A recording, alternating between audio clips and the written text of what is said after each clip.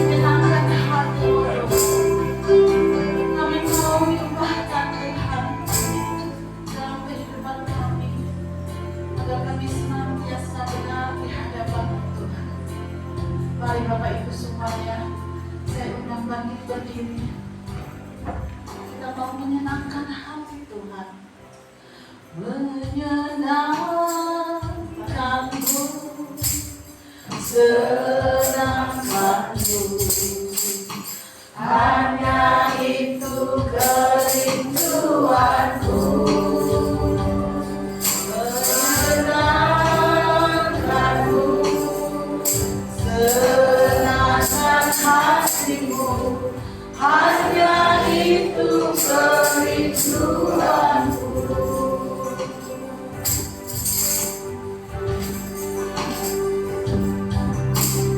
Tuhan, Engkau menyenangkanku.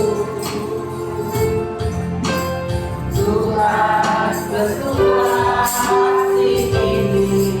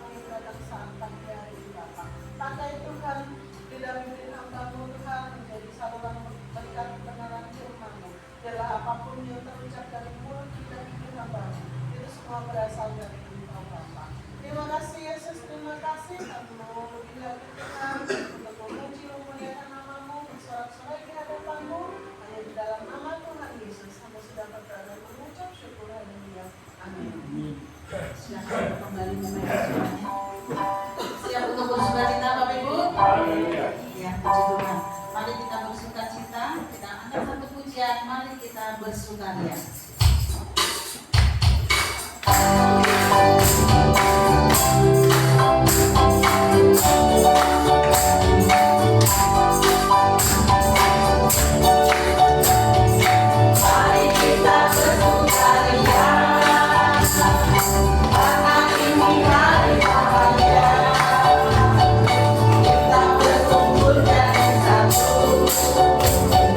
Puji Tuhan semesta.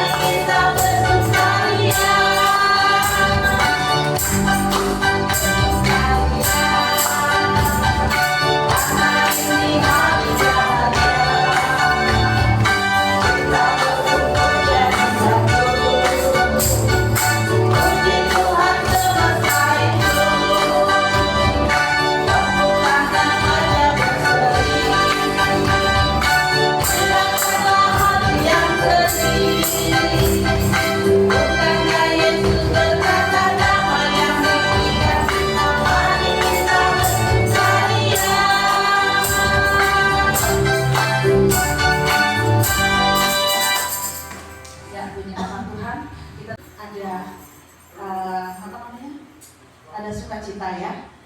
Dan di dalam Dia juga kita senantiasa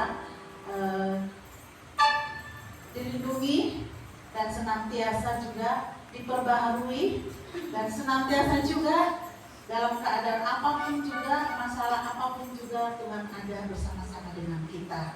Jadi tidak usah takut Bapak Ibu semuanya, apapun menjadi masalahmu, masalah Bapak Ibu semua tetap serahkan sama Tuhan. Karena Dia adalah Yesus Tuhan kita dan Dia juga adalah sobat kita. Mari Bapak Ibu semuanya, saya undang bangkit berdiri. Kita akan satu pujian kembali. Ada satu sobatku yang setia.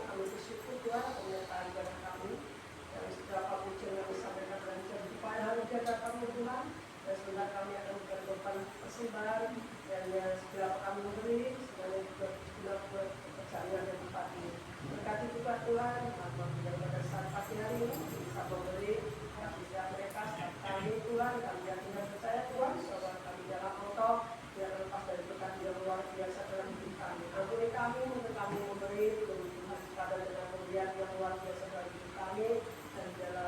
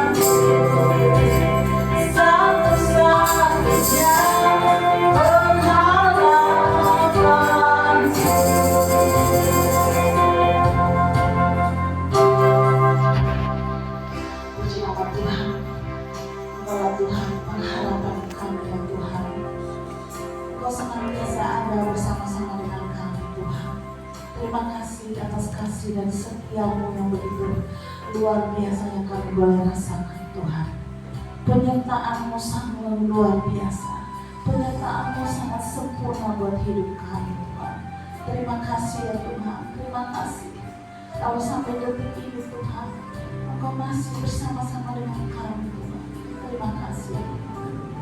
Ya Tuhan, kalau sebentar kami mau mendengarkan sebagian daripada firman-Mu Tuhan.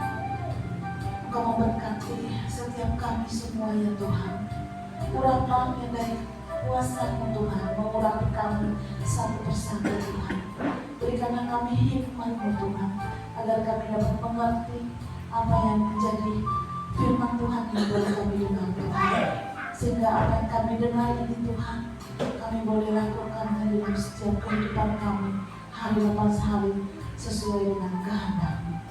Buat hamba-Mu yang akan memberitakan firman-Mu pada saat ini Tuhan, biarlah urapan dari kuasa Roh Kudus-Mu Tuhan mengurapi hamba-Mu Tuhan, dan memberkati bibir mulut hamba-Mu Tuhan, dan apapun yang keluar dari bibir mulut hamba-Mu, semuanya itu datang daripada Engkau saja Tuhan.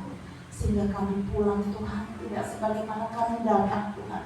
Kami membawa berkat yang terindah untuk kemuliaan hidup kami di rumah-Nya Tuhan.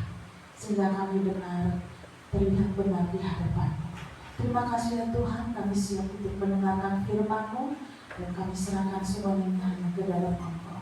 Di dalam nama Tuhan Yesus kami berdoa dan mengucap syukur. Haleluya. Amin.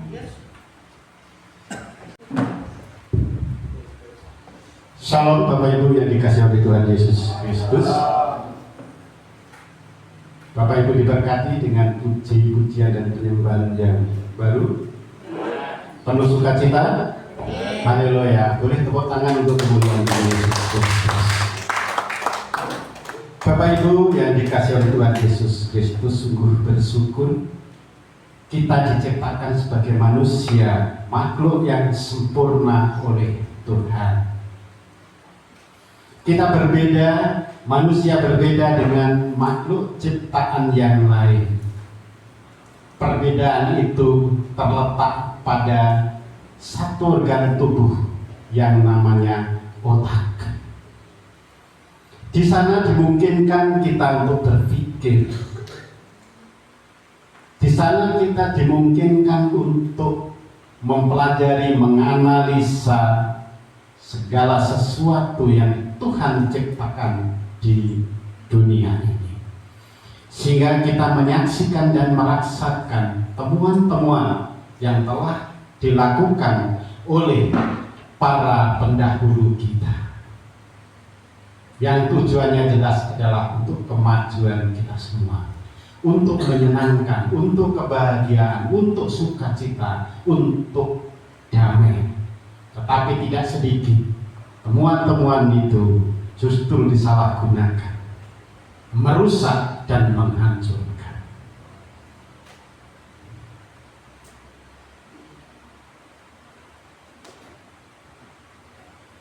Dalam ilmu neurologi, yaitu yang mempelajari tentang saraf, di otak kita ini ada bagian terkecil yang terletak di bagian depan yang disebut prefrontal cortex. Adik yang pernah duduk di bangku SMA, khususnya yang di IPA, pasti sudah belajar. Yang umum disingkat dengan PVC. Secara visual seperti ini Bapak Ibu, PVC itu terletak di bagian depan, kecil sekali misalnya, tetapi ini punya fungsi yang luar biasa. Bagian ini berperan penting dalam memproses suatu keputusan yang kita ambil. Jadi seperti pagi hari ini ketika Bapak Ibu memutuskan untuk berangkat ke gereja beribadah, peran dari PVC inilah yang mengantarkan Bapak Ibu untuk datang ke sini.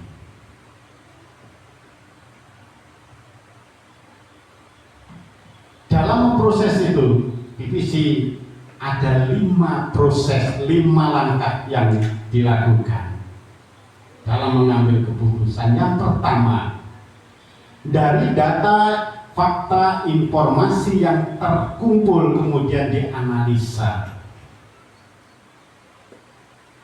Bisa sederhana, bisa rumit, bisa sulit, bisa sebentar, bisa lama. Tergantung dari informasi, data, visualisasi yang masuk di dalam otak kita. Yang kedua, ada learning, belajar. Proses belajar ini untuk mengetahui segala sesuatu yang telah dianalisa oleh PVC itu. Kemudian Bapak Ibu, setelah kita mempelajari menjadi satu pengetahuan yang kita memahami, maka kita evaluasi. Apakah ini baik? Apakah itu buruk? Apakah menguntungkan? Apakah merugikan? Baik diri sendiri atau orang lain. Sehingga muncul ada beberapa pilihan. Sebuah keputusan itu akan baik atau buruk ketika ada pilihan-pilihan. Karena kalau memutuskan segala sesuatu tidak ada pilihan, tidak ada rangkaian proses ini, itu orang bilang satu kebodohan. Inilah yang namanya sebuah keputusan. Bapak Ibu, tadi sudah saya katakan bahwa kita sebagai makhluk sosial, makhluk yang diciptakan oleh Tuhan yang paling sempurna. Kita memiliki otak yang namanya otak kiri dan otak kanan. Orang kadang-kadang ketika seorang melakukan sesuatu yang tidak rasional, yang tidak masuk akal, yang jelek, dikatakan orang tidak punya otak. Semua orang punya otak. Persoalannya digunakan atau tidak otak itu. Otak kiri yang pertama yaitu mengolah data, mengolah kata, berbicara, membaca, menulis, dominan otak kiri. Jadi ketika saya berdiri di depan ini Bapak Ibu, saya lebih dominan menggunakan otak kiri. Lalu otak kanan ngapain?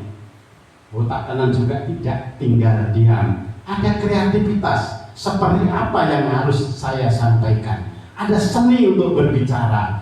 Kemudian juga Bapak Gembala ketika memainkan musik akan lebih banyak menggunakan otak sebelah kanan. Karena di sana akan muncul satu imajinasi, sesuatu yang indah untuk bisa kita nikmati. Bapak Ibu yang kedua, otak kiri juga mengelola yang namanya logika, analisa, penalaran, matematika, dan perhitungan. Segala sesuatu yang sifatnya matematis itu ada di otak kiri. Lalu otak kanan ngapain?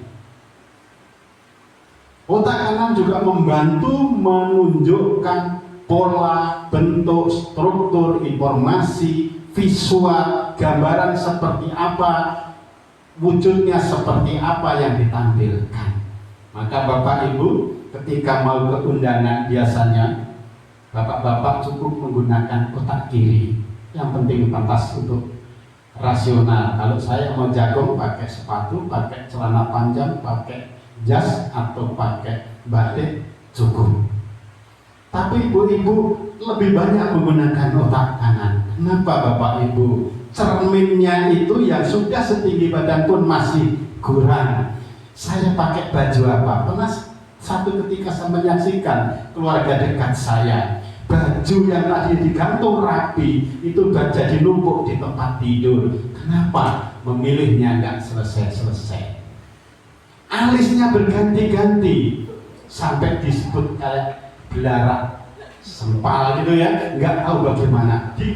Sudah bagus dihapus lagi, sudah bagus dihapus lagi. Berarti menggunakan otak kanan. Begitu juga saudara, ketika keluar saya kaget, loh kok bulu matanya berubah? Ini bulu orang kok bulu apa gitu ya? Itulah, itu lebih banyak menggunakan otak kanan. Kemudian yang selanjutnya, otak kiri itu mengolah informasi di awal sudah saya sampaikan, yang sifatnya sistematis, terstruktur, logik, rasional. Lalu otak kanan ngapain? Otak kanan menyajikan kemampuan intuisi dan perasaan. Jadi kalau ibu-ibu sedikit-sedikit baper, berarti lebih dominan di otak kanan. Kalau sesuatu pokoknya logik berarti ada di otak kiri. Kemudian Bapak Ibu luar biasa, otak kiri kita ini mengontrol gerakan tubuh, bukan hanya bagian kanan, seluruh tubuh dikontrol oleh otak kiri. Kemudian otak kanan itu mengolah emosi dan perasaan. Ketika kita melangkah, kadang-kadang langkah kita dengan emosi, langkah kita tidak dikontrol, tindakan kita tidak kontrol. Ini peranan dari otak kanan dan otak kiri. Lalu apakah otak kanan dan otak kiri itu berdiri sendiri, bekerja sendiri-sendiri? Tidak Bapak Ibu. Otak kanan kita, otak kiri kita selalu bekerja bersama-sama. Bapak Ibu yang dikasih oleh Tuhan Yesus, boleh ya kita relax sebentar? Coba apa yang ada di tangan kita taruh dulu. Boleh di sampingnya, boleh di pangkuan kita, HP, Alkitab, apapun kita taruh dulu. Kita biasa mengatupkan tangan kita, dan semuanya rata Bapak Ibu. Tangan kita ini rata. Kemudian kalau kita bentuk jadi lima, nyaman ya. Ini otak kanan dan otak kiri sedang bekerja. Coba kita jajarkan. Ya. Terus kemudian kita katupkan Bapak Ibu. Kita katupkan. Boleh? Nah, Yang biasa main voli pasti sudah bisa seperti ini ya. Kuat ya Bapak Ibu ya. Saya ingin tanya, Bapak Ibu boleh saksikan tangannya masing-masing. Siapa yang tangan yang jempol kirinya di atas boleh diangkat. Yang jempol kirinya di atas boleh diangkat. Luar biasa banyak. Yang jempol kanannya diangkat. Ya. Ini gambaran Bapak Ibu ketika kita di dalam perjalanan hidup kita lebih dominan otak kanan atau lebih dominan otak kiri, nggak bisa dibohongin. Inilah kejadian. Latihan sekalipun ketika refleks pasti akan terjadi. Yang terjadi adalah otak kanan atau otak kiri. Ini gambaran saja Bapak Ibu. Nah, tetapi apakah otak kanan dan otak kiri berdiri sendiri? Tadi saya katakan tidak. Sekalipun Bapak atau Ibu dominan otak kiri, tetapi ada peranan otak kanan. Karena sebesar apapun otak kiri, tanpa otak kanan tidak 100%. Untuk bisa memiliki kekuatan tadi, untuk memutuskan sesuatu, pasti butuh otak kiri atau otak kanan. Kedua belahan otak bekerja sama dan saling melengkapi dalam fungsi kognitif dan motorik. Bapak Ibu yang dikasihi oleh Tuhan Yesus Kristus, pagi hari ini saya mengajak untuk belajar firman Tuhan yang terambil dari Efesus 4 ayat 17 sampai dengan 29. Cukup panjang ya Bapak Ibu. Boleh saya minta tolong Esa mungkin bisa membacakan firman Tuhan ini dari kalau kecil di HP boleh melihat di layar sudah saya siapkan. Efesus 4 ayat 17 sampai dengan bukan sampai dengan 30 sampai dengan 29 ya. Sampai dengan 29. Nanti kita baca terus sampai dengan 32 ya bisa. Sampai ayat yang ke-32 ya. Silakan.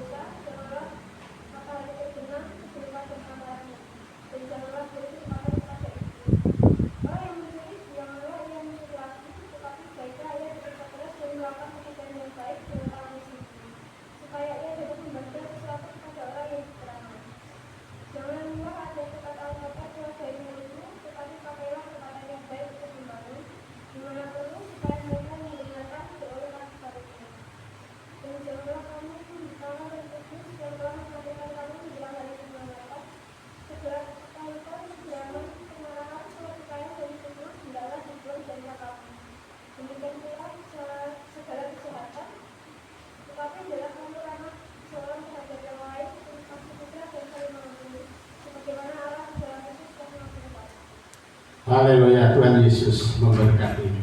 Bapak Ibu yang dikasihi oleh Tuhan Yesus Kristus, untuk pagi hari ini saya akan fokus di ayat yang ke-29.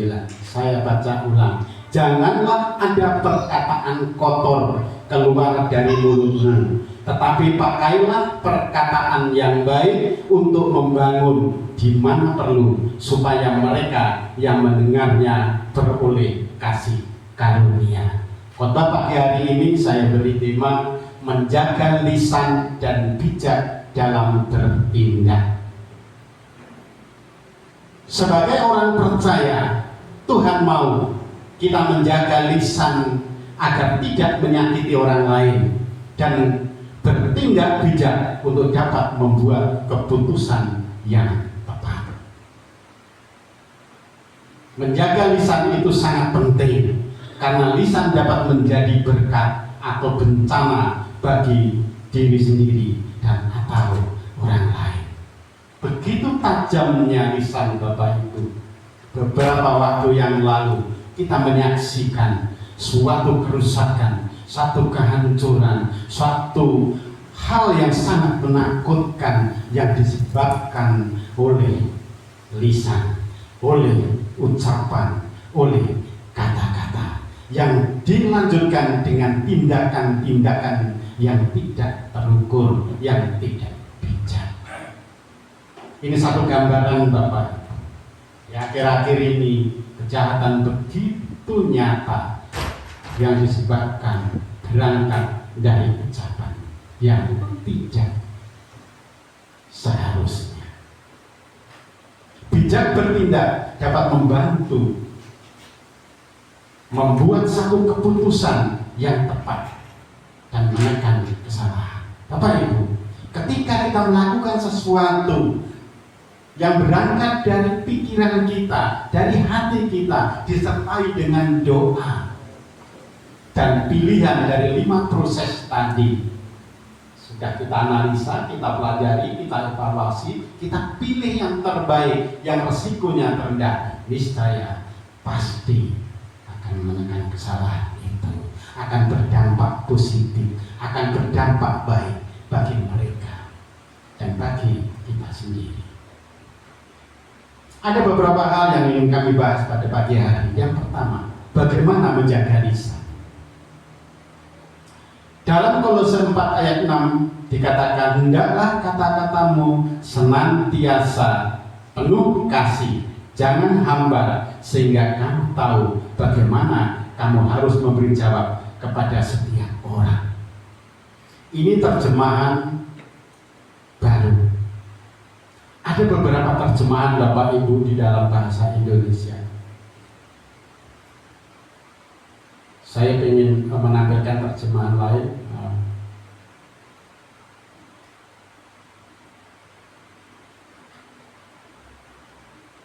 Tapi rupanya ada kendala.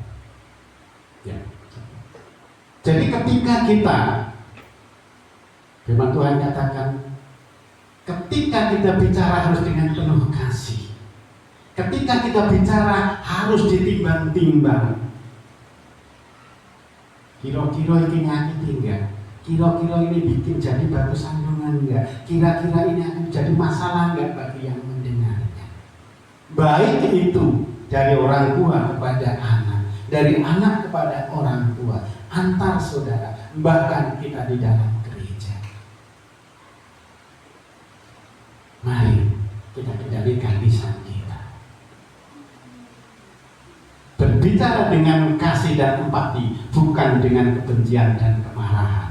Sekalipun itu menyakitkan, sekalipun itu menjadi kepahitan yang luar biasa, bahkan kadang-kadang mungkin orang berpikir melihat wajahnya saja kita sudah kesal.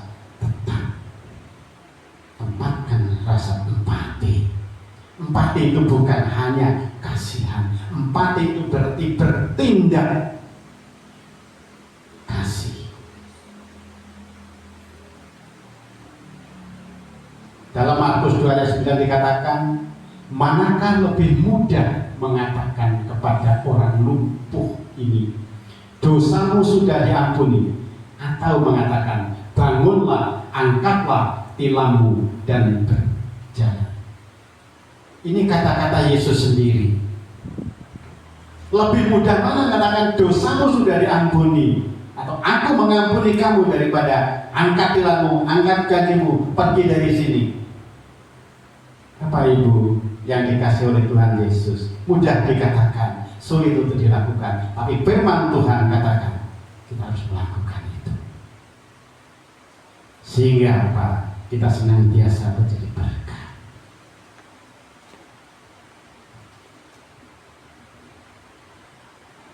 Orang sering katakan, dimanapun kita berada, dimana kita menginjak bumi, kita mengangkat langit. Setiap daerah, setiap wilayah, setiap desa pasti punya kearifan lokal. Karena itu kita selalu beradaptasi. Kayak saya di sini, kayak saya di Sumatera, kayak saya ketika saya di Sulawesi, bahkan dulu ketika kita di Timur Timur, pasti berbeda Bapak Ibu. Bagaimana kita bersikap? Di sini, di tempat lain dianggap itu sopan, di tempat lain mungkin kurang sopan. Oleh karena itu, kita harus menyesuaikan, beradaptasi dengan situasi lingkungan, sehingga keberadaan kita senantiasa menjadi inspirasi. Anak-anak muda, yuk kita belajar, memperbarui diri, menjadi manusia baru, hidup penuh diberkati Tuhan. Caranya bagaimana?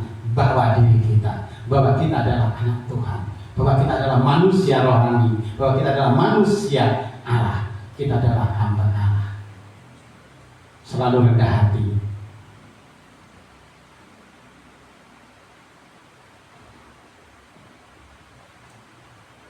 Gak mudah Bapak Ibu untuk menjaga etika, untuk menghormati kearifan lokal.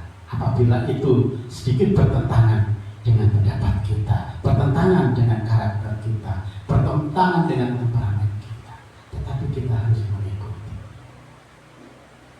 Gak mudah memang, tapi harus kita lakukan, karena kita hidup di tengah-tengah kebinekaan, dan kita harus saling menjunjung supaya hal-hal ketersinggungan itu tidak terjadi. Teknologi sekarang luar biasa Bapak Ibu. Anak-anak muda sudah paham betul bagaimana fiturnya AI. Tulisannya AI gitu ya. Kalau orang dewasa kayak saya, kalau bilang AI mencari enggak AI. Luar biasa Bapak Ibu. Bisa membuat persis kopinya itu sama dengan aslinya. Ngomongnya persis, wajahnya dibikin sama, kata-katanya, intonasinya seolah-olah benar. Bahkan bisa membuat cloning, gitu ya. Saya bayangkan kalau saya punya uang dan saya bisa membeli gitu ya cloningnya istri saya, bikinlah katakanlah 8.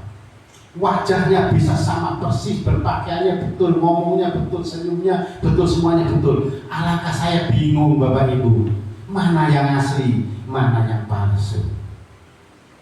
Karena itu jangan tertipu dengan kepalsuan dunia. Selalulah awali dengan doa, selalu membaca firman Tuhan, memuji dan menyembah Tuhan. Paling tidak 1 hari 1 ayat. Memuji dan menyembah Tuhan. Di sana akan ada kedamaian. Tidak harus larut dengan kondisi-kondisi duniawi yang seperti itu. Di luar sana Bapak Ibu kemarin banyak pejabat yang harus jatuh karena kata-kata. Konyolnya kata-kata itu kadang-kadang karya DNI, bukan ucapan yang asli, tetapi terlanjur gila. Oleh karena itu hati-hati menggunakan. Begitu juga intonasi kata-kata yang keluar diterjemahkan kadang-kadang bisa juga berbeda. Karena itu hati-hati. Ketika kita menerima informasi, ketika kita menerima video, rekaman atau apapun, selalu gunakan 5 tahap tadi. Kumpulkan, analisa, kemudian pelajari betul, evaluasi, pilih. Kalau nggak ada pilihan, ternyata semuanya tidak ada yang menguntungkan, jangan mengambil keputusan, jangan bertindak, jangan diteruskan, jangan di-share. Di samping kita menjaga lisan, juga menjaga jempol. Hati-hati Bapak Ibu, kondisi saat ini banyak godaan-godaan yang membuat kita kadang-kadang salah melangkah.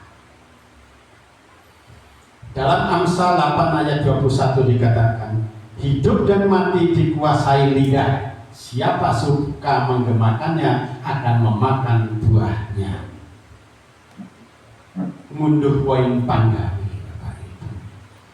Kita akan memanen apa yang kita tanam. kita akan memperoleh hasil dari apa yang kita tanam. Satu hal yang harus kita ingat, kita tidak punya hak untuk menghakimi sesama, menghakimi orang lain, karena penghakiman adalah otoritas miliknya Tuhan. Ketika kita menanam, kita panen. Ketika kita menanam, kita akan mundur. Siapa yang mengadili adalah Tuhan. Tapi kita tentu wajib berdoa, mendorong, mendukung kita semua adalah menjadi warga surga. Yang kedua, Bapak Ibu, bijak dalam bertindak.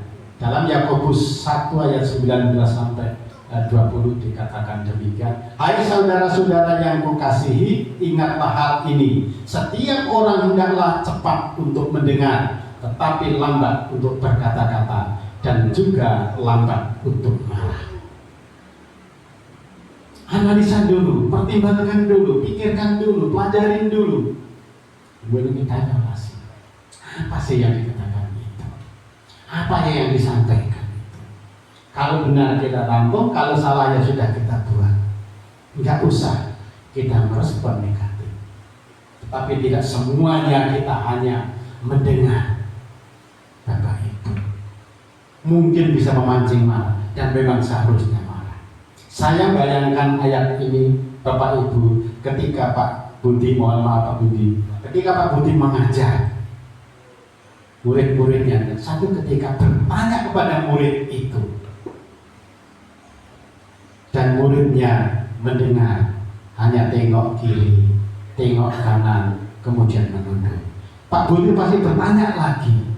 Pertanyaan yang kedua nggak dijawab, tengok kiri, tengok kanan, menunduk. Pasti mulai emosi, Bapak Ibu. Ini ngerti atau tidak? Mungkin anak itu berpikir, ini kan Alkitabiah, saya nggak perlu buru-buru jawab. Tetapi konteksnya bukan di situ. Karena itu kita diberi otak kanan, diberi otak kiri, dan kita ada yang PFC di depan untuk berpikir. Oh, kalau pertanyaan ya cepat direspon. Bagaimana merespon baik, merespon benar kepada setiap perkataan. Jangan kalau diajak ngobrol sama temannya, ngomong, ya diam aja kan. Ini sering saya lakukan Bapak Ibu dengan istri saya. Kalau istri saya ngomong, saya diam aja. Saya dengerin, bukan saya dengerin terus. Setelah selesai ngomong, baru saya akan ngomong. Atau enggak ngomong, karena dari perkataan awal sampai akhir tadi sudah dijawab sendiri. Oh, istri saya hanya bilang ke saya bahwa saya mau cerita, dengerin. Pak Sarjono senyum-senyum ya Pak ya. Itu Bapak Ibu, tidak harus namanya. Begitu juga. Oh, ketika saya ngomong istri dia tahu-tahu dia berdiri pergi kemana. Enggak apa-apa, akhirnya saya berhenti. Kalaupun hari itu masih marah, saya enggak jadi marah Bapak Ibu. Firman Tuhan mengajarkan, artinya bukan berarti kita terus diam, tetapi bagaimana kita lambat berkata-kata, menganalisa, gunakan PFC tadi supaya tidak memperkeruh suasana dan upayakan lambat untuk marah. Apa enggak boleh marah? Boleh. Yesus pernah marah ketika satu tempat ibadah digunakan untuk kepentingan lain yang enggak ada hubungannya dengan ibadah dan bahkan menimbulkan satu kerusakan iman. Yesus marah, tapi tidak dendam. Ada yang kedua perlu dikatakan, sebab amarah manusia tidak mengerjakan kebenaran di hadapan Allah. Bapak Ibu, karena kemarahan yang luar biasa, terjadi kerusakan, terjadi pembakaran, terjadi macam-macam. Karena marah juga nyawa melayang. Karena marah banyak kehancuran. Enggak ada yang mendatangkan kebaikan marah itu. Karena ketika kamu marah, firman Tuhan katakan, jangan berbuat dosa. Yesus pernah marah, tapi Yesus tidak pernah berbuat dosa. Firman Tuhan mengajak kita supaya kita sempurna seperti Yesus. Bagaimana kita melakukan proses ini? Lanjutnya Bapak Ibu, bertindak dengan hikmat dan pengetahuan, bukan dengan emosi dan sembrono. Libatkan Tuhan. Kata Lot di dalam Kejadian 13, kisah Lot ya, ini bisa kita baca dalam Kejadian 13 ayat 6 sampai dengan 13, yang mengingatkan kepada kita agar tidak hanya mengandalkan akal dan pikiran kita dalam bertindak atau mengambil keputusan. Nah, ini boleh kita baca ya. Ini saya juga baru belajar Bapak Ibu mencoba untuk ini supaya kita bisa menganalisa kejadian berapa Bapak Ibu tadi?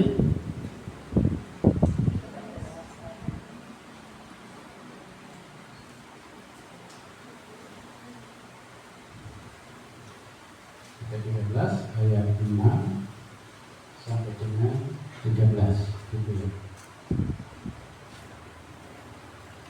Nah, ini kerinduan Pak Budi tempo hari, bagaimana kalau firman Tuhan dibacakan itu bisa dilihat di layar gitu ya. Nah, ini saya mencoba Bapak Ibu. Ternyata tidak harus install, karena saya juga kesulitan menginstall Alkitab di laptop, ternyata bisa.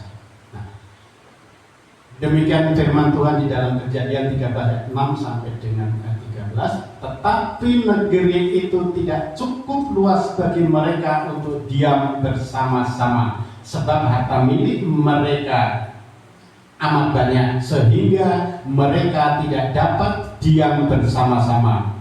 Karena itu terjadilah perkelahian antara para gembala Abram dan para gembala Lot. Waktu itu orang Kanaan dan orang Feris diam di negeri itu. Maka berkatalah Abram kepada Lot, janganlah kiranya ada perkelahian antara aku dan engkau, dan antara gembalaku dan para gembalamu, sebab kita ini kerabat. Bukankah seluruh negeri ini terbuka untuk engkau? Baiklah, pisahkan dirimu daripadaku. Jika engkau ke kiri, maka aku ke kanan. Jika engkau ke kanan, maka aku ke kiri. Lalu Lot melayangkan pandangannya, dan dilihatnyalah bahwa seluruh lembah Yordan banyak airnya, seperti taman Tuhan, seperti tanah Mesir sampai ke Zoar. Hal itu terjadi sebelum Tuhan memusnahkan Sodom dan Gomora. Sebab itu Lot memilih baginya seluruh lembah Yordan itu. Lalu ia berangkat ke sebelah timur dan mereka berpisah. Abram menetap di tanah Kanaan, tetapi Lot menetap di kota-kota lembah Yordan dan berkemah di dekat Sodom. Adapun orang Sodom sangat jahat dan berdosa terhadap Tuhan. Saudara, luar biasa Abram ini. Awalnya hanya memiliki kambing domba yang sedikit. Awalnya Abram dan Lot sendiri yang menggembalakan itu. 4 tahun diberkati oleh Tuhan. Kambing dombanya semakin lama semakin banyak. Abram memiliki gembala-gembala, Lot juga memiliki gembala-gembala. Akhirnya Bapak Ibu mereka berantem antara gembala-gembalanya Lot. Jadi kamu sebelah kiri atau sebelah kanan? Kalau kamu ke kiri, saya ke kanan. Kalau kamu ke kanan, saya ke kiri. Sebagai manusia, nalarnya Lot mulai berpikir, mengandalkan otaknya. Itu lembah Yordan itu airnya nggak pernah surut, rumputnya hijau-hijau. Oke, aku ada di sana. Dan dia menetap di dekat kota itu. Abraham bilang, oke, kamu di sana, saya di sini. Sisanya yang nggak kamu ambil, saya ambil. Apa yang terjadi kemudian, saudara? Karena Lot mengandalkan akal pikiran sendiri, ternyata dia tinggal di dekat kota yang penduduknya luar biasa ganasnya, kerasnya. Akhirnya apa? Lot harus meninggalkan tempat itu, dan di dalam pelariannya itu ternyata keluarga Lot belum ikhlas juga meninggalkan harta bendanya, daerahnya itu. Istri Lot kalau dalam kisah yang lain akhirnya menjadi tiang garam. Tiang garam itu saya bayangkan kalau sekarang mungkin stroke gitu Bapak Ibu ya, karena memikirkan harta bendanya yang ditinggal yang banyak tadi, maka mengalami stroke luar biasa karena tidak bersyukur kepada Tuhan. Oleh karena itu Bapak Ibu, dalam mengambil satu tindakan apapun, usahakan semuanya diawali dengan doa. Tetap dahulukan Tuhan, minta kepada Tuhan, Sang Pemilik berkat itu sendiri.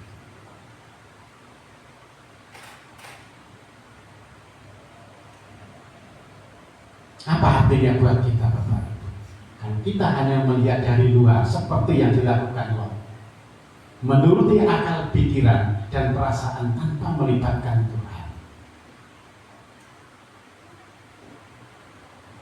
Karena itu berdoa dan minta pimpinan Tuhan, pertolongan Roh Kudus. Agar apa? Agar kita tidak salah langkah, tidak salah ucap, tidak salah bertindak, dan tidak salah dalam membuat keputusan. Karena sekali kita salah bertindak, salah mengambil keputusan, dampaknya pasti akan panjang Bapak Ibu. Tetapi ketika semuanya kita berdoa, minta pimpinan Tuhan, pertolongan Roh Kudus, percaya semuanya baik. Saya dengan seksama terus-menerus mendengarkan kesaksian dari Pak Gembala. Bagaimana beliau akhirnya bisa sampai menduduki posisi yang saat ini. Di luar penggembalaan, beliau sekarang jadi aparatur sipil negara. Dia bertindak dengan iman. Bukan hanya berdoa, meminta berdoa, tapi juga melakukan dengan tindakan. Saya bayangkan ketika beliau cerita, andai kata Pak Budiman hanya berdoa, benar melibatkan Tuhan, tetapi isian di portal itu enggak diisi, isian di internet itu enggak diisi, syarat-syaratnya enggak diupload, saya enggak yakin hasilnya akan seperti sekarang itu. Karena itu harus menggabungkan otak kiri dan otak kanan supaya apa? Hasilnya sempurna.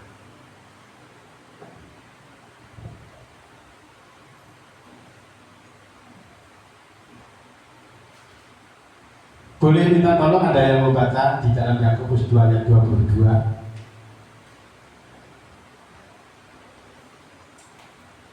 Yakobus 2 ayat 22. Yang belum sempat baca boleh kita melihat di layar, di sini juga kelihatan. Silakan salah satu baca. Yakobus 2 ayat 22. Kamu lihat bahwa iman bekerjasama dengan perbuatan-perbuatan, dan oleh perbuatan-perbuatan itu iman menjadi sempurna. Haleluya. Itu terjemahan di dalam perjanjian terjemahan baru. Bapak Ibu kita boleh baca, saya ulang baca sedikit. Kalau PSI itu terjemahan sederhana Indonesia, bunyinya begitu Bapak Ibu. Lihatlah keyakinan dan perbuatan Abraham bekerja sama. Maksudnya keyakinannya sungguh-sungguh nyata karena ada perbuatan yang membuktikannya. Saudara, iman dan perbuatan itu bekerja sama menjadi satu. Yakobus di ayat yang lain katakan iman tanpa perbuatan mati. Sama dengan yang dilakukan Pak Budiman. Terus berdoa, yakin bahwa Tuhan pasti campur tangan, Roh Kudus pasti menolong, tetapi saya melakukan yang menjadi bagian saya, yaitu perbuatan, yaitu tindakan.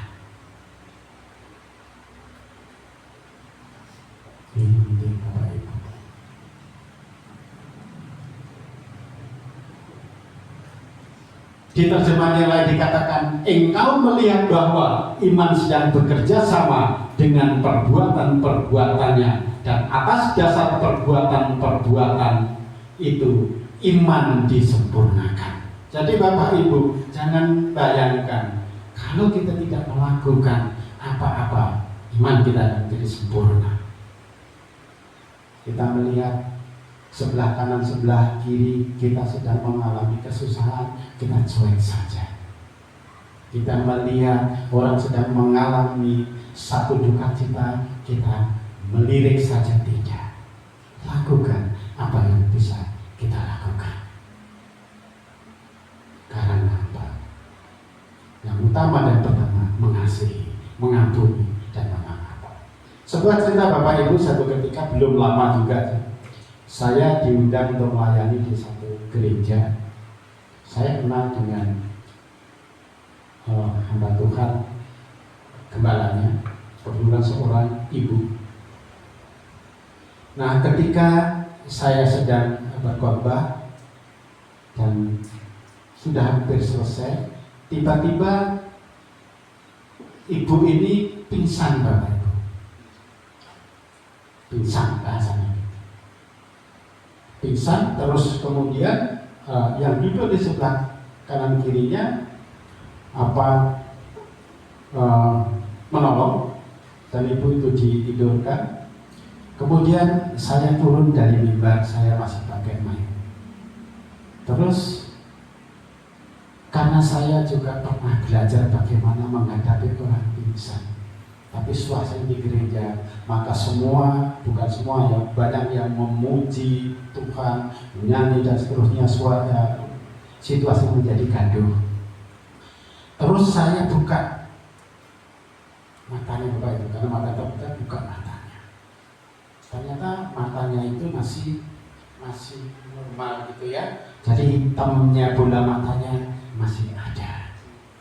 Tapi ibu ini dalam kondisi lemas. Mau dikasih minum, saya bilang tidak usah dikasih minum. Orang bilang karena ini kerasukan setan. Tidak ada setan di sini, semuanya manusia. Oh ini gangguan dari iblis, enggak ada iblis di sini, semua gangguan. Sudah biarkan saja, ibu ini akan siuman. Di situ mulai bahasa roh muncul, doa-doa dan seterusnya. Akhirnya saya menghentikan khotbah saya dan saya akhirnya mendoakan ibu ini. Singkat cerita Bapak Ibu, setelah selesai saya ajak ngobrol. Akhirnya ibu ini cerita, dia memiliki masa lalu, memiliki kepahitan, memiliki trauma, dan trauma itu saya sulut ketika saya khotbah. Seringkali kita lupa dengan apa yang terjadi dulu, tapi kita diingatkan, ternyata kepahitan itu muncul lagi. Tidak pandang tapi hamba Tuhan, gembala, atau jemaat biasa bisa mengalami semuanya itu. Akhirnya saya jelaskan Bapak Ibu, ada seorang yang pelayan Bapak punya kuasa untuk menyembuhkan orang kesurupan. Bukan kesurupan. Kalau orang kesurupan, udahan itu matanya pasti putih. Itu saya belajar. Matanya putih, nggak ada hitamnya. Tidak selalu, salah indikasinya. Ketika matanya masih ada, matanya normal, atau matanya melodok, ini tidak. Jadi ibu itu punya masalah batin, masa lalu yang belum diselesaikan. Boleh karena itu saat itu saya ajak ngobrol cerita, tapi saksikan orang lain Bapak Ibu.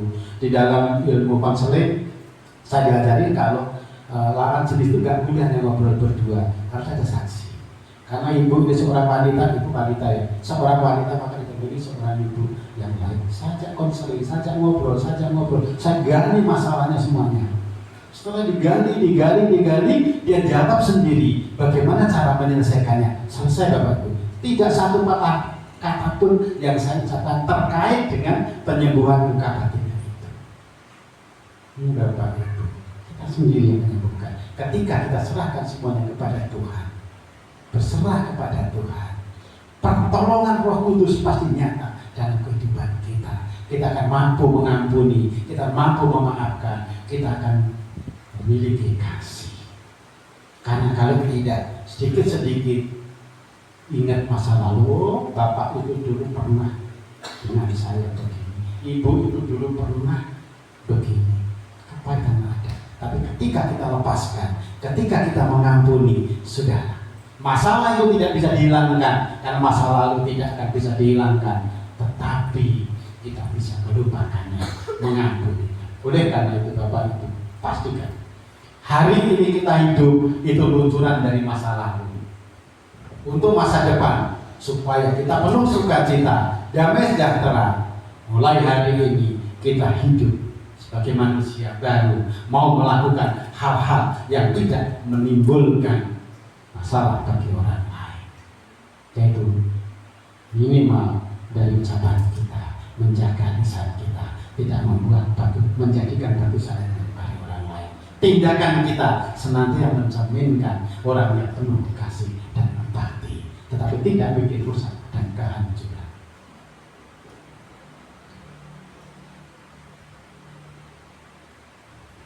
Dalam Amsal 10 ayat 30 dikatakan, orang benar tidak terombang-ambing untuk selama-lamanya, tetapi orang fasik tidak akan mendiami negeri. Bapak Ibu yang dikasihi Tuhan Yesus Kristus, marilah kita mulai dari hal sederhana. Ada pilihan, saya harus jujur atau berbohong. Pilihlah yang jujur. Jaga lisan, jaga ucapan. Kalau bisa pelan, kenapa harus keras?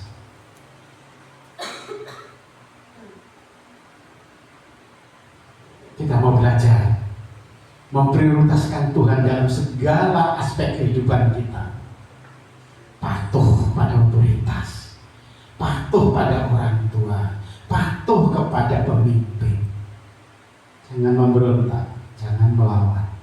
Usul, saran, pendapat boleh. Tetapi ketika pemimpin, ketika orang tua, ketika otoritas sudah memutuskan segala sesuatu, tunduklah itu.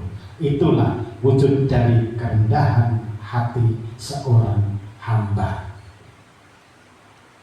Ketika kita mau melakukan keputusan yang benar dalam hal-hal yang kecil, percayalah. Ketika kita dipercaya, ketika kita diberi amanat yang lebih besar, kita bisa bertindak benar, memutuskan yang adil, memutuskan hal yang dibutuhkan oleh orang. Yang ketiga Bapak Ibu, apa dampak dari menjaga lisan dan tindakan yang bijak? Dalam Amsal 10 ayat 32 dikatakan, bibir orang benar tahu akan hal yang menyenangkan, tetapi mulut orang fasik hanya tahu tipu muslihat. Bapak Ibu, di dalam kita mengucapkan kata-kata, usahakan pilih kosakata yang baik, yang menyenangkan, yang menyejukkan, yang bisa diterima oleh yang lain. Oleh karena itu, pakai bahasa standar. Satu ketika Bapak Ibu saya menyaksikan ada rekan saya dari Sunda dan satu lagi dari Padang yang sudah pakai bahasa daerah, yang Padang pakai bahasa daerah. Ketemu di dalam terjadi itu keributan karena maknanya dalam bahasa Indonesia itu berbeda. Karena itu pakailah bahasa persatuan. Ketika kita ketemu orang yang mungkin tidak tahu bahasa itu, bahaya Bapak Ibu.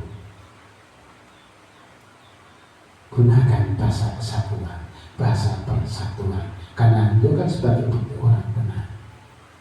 Sekali lagi, mulailah dengan kejujuran, karena kejujuran tidak akan membuat masalah. Beda dengan orang fasik, karena orang fasik itu yang ada di dalam mulutnya hanya tipu muslihat, kebohongan.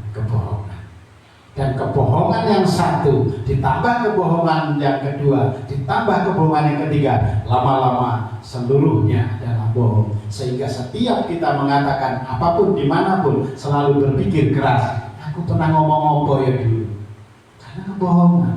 Tetapi ketika kita jujur, apa yang katakan hari ini, besok, lusa, dan seterusnya adalah sama. Sama dengan Yesus dahulu, sekarang, dan selamanya. Dialah tetap Tuhan.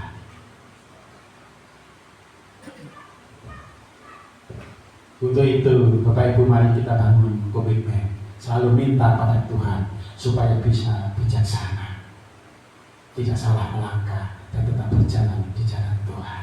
Sekalipun kita diberi kebebasan berpikir, diberi kebebasan bertindak, tetap andalkan Tuhan. Minta pertolongan Roh Kudus agar hidup kita senantiasa dalam kendali Roh Kudus. Supaya apa? Terbangun hubungan baik dengan orang lain, dengan satu komunitas, dengan rekan gereja, dengan hamba Tuhan, dengan pelayan Tuhan, bahkan dengan Bapak dan Ibu Gembala. Tancapkan itu. Supaya apa? Hidup kita menjadi berkat dan memberkati banyak orang. Sudah pasti ketika kita melakukan segala sesuatu, mengendalikan lidah kita, mengendalikan ucapan kita, mengendalikan tindakan kita, kita pasti akan terhindar dari tindakan kesalahan yang seharusnya tidak perlu terjadi. Ini penting Bapak Ibu dalam kita mengarungi kehidupan.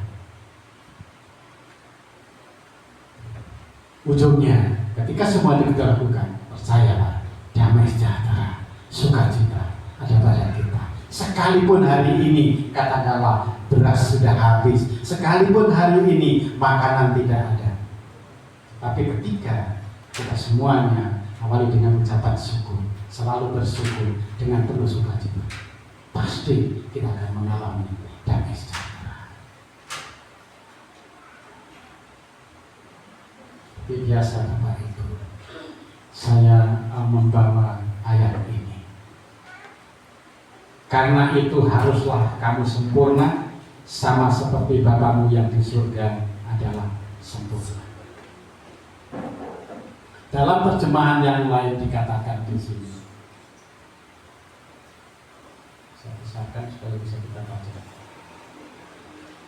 Ini dalam terjemahan sederhana Indonesia dikatakan, hendaklah kamu mengasihi semua orang. Dengan demikian kamu akan menjadi sempurna seperti Bapamu yang di surga adalah sempurna. Maksud daripada ayat ini Bapak Ibu mengajarkan kepada kita untuk saling mengasihi satu sama lain.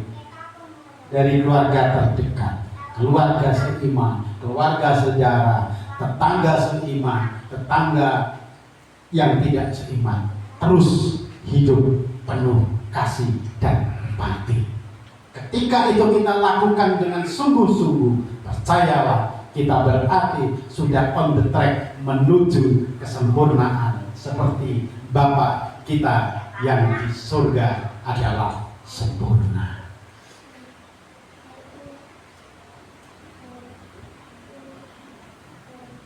Bapak Ibu yang dikasihi oleh Tuhan Yesus, kiranya firman Tuhan yang telah kita dengar dan renungkan hari ini memampukan kita menjaga lisan dan bertindak bijaksana. Selalulah minta pimpinan Tuhan, tetap dalam suasana doa dimanapun kita berada, dalam suasana apapun, dalam keadaan apapun, tetap dalam suasana doa agar kita terus terhubung dengan Tuhan, sehingga kita dapat menjadi berkat bagi orang lain dan mengalami kehidupan yang penuh dengan sukacita, damai sejahtera di dalam Tuhan, tidak menjadi batu sandungan. Tuhan Yesus memberkati kita semua. Mari kita tutup dengan doa. Terima kasih Tuhan, kami sungguh berbahagia, sungguh bangga memiliki Tuhan Yesus yang begitu baik. Terima kasih untuk firman-Mu hari ini yang mengingatkan untuk selalu menjaga lisan dan bijak di dalam bertindak. Hamba-Mu selesai berbicara, biarlah Roh Kudus terus menolong dan memampukan setiap kita untuk menjaga lisan dan bijak dalam bertindak. Tidak hanya melihat dari sisi manusia, sisi luarnya, tetapi mau mendengar suara Tuhan.